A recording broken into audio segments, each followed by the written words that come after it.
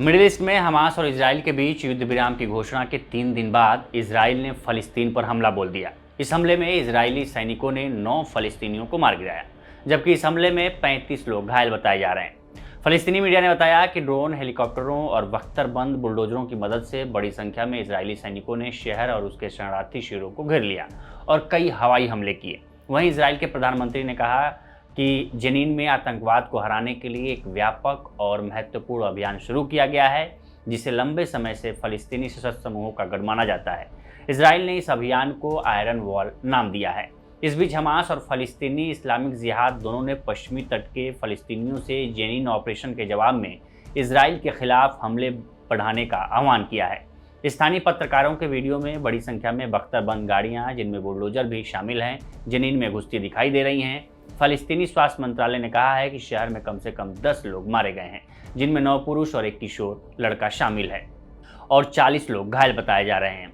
वहीं एक अन्य घटना में 21 जनवरी की रात में दर्जनों नकाबपोश इजरायली चरमपंथियों ने कलकिलिया के पूर्व में स्थित 2 गांवों जिनसाफूट और अल फुंडूक में फलस्तीनियों पर हमला बोल दिया।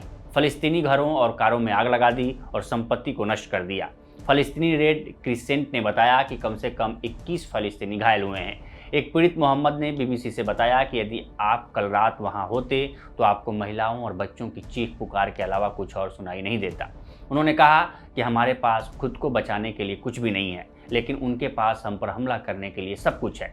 वफा समाचार एजेंसी के अनुसार इजराइल द्वारा कब्जे वाले पश्चिमी तट में दर्जनों लोगों को गिरफ्तार किया गया है। बेथलेहम प्रांत में कम से कम 18 फलस्तीनी हैं, जिनमें से अधिकतर 20 से 30 साल की उम्र है। अल जजीरा की रिपोर्ट के मुताबिक इजरायली बंदूकधारी नौकाओं ने युद्ध विराम की शर्तों का उल्लंघन करते हुए गाजा शहर के तट की ओर गोलाबारी की।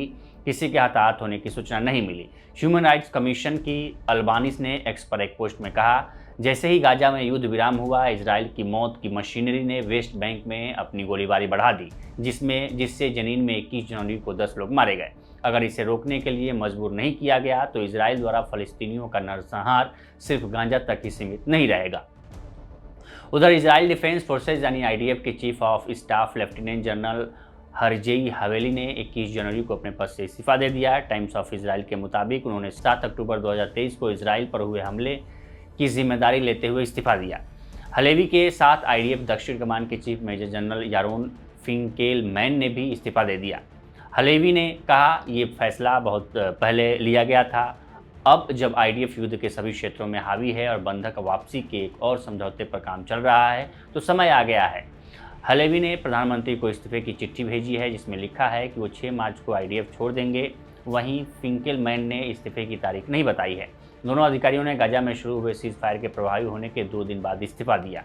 हलेवी ने चिट्ठी में लिखा कि 7 अक्टूबर की सुबह मेरी कमान के तहत सेना इजराइल के नागरिकों की रक्षा करने के अपने मिशन में विफल रही। इजराइल ने इसकी भारी कीमत चुकाई। इस भयानक विफलता के लिए मेरी जिम्मेदारी हर दिन हर घंटे मेरे साथ रहती है, मेरे जीवन के बाकी हिस्सों में भी मेरे साथ रहेगी। उन्होंने कहा कि वे अपने वादे के मुताबिक इस्तीफा दे रहे हैं।